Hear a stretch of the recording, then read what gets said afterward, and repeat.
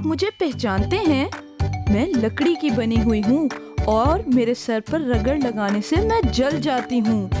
जी हाँ, अब पहचाना, मैं एक माचिस की तीली हूँ।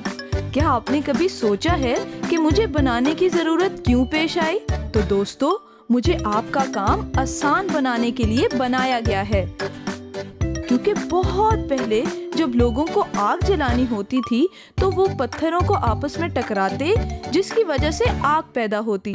लेकिन ये एक मुश्किल काम था। फिर 1831 में फ्रांस के एक शख्स चार्ल्स सूरिया ने मुझे बनाया और इस तरह से मैं बनी और अब मैं हर घर के किचन की एक अहम जरूरत हूँ।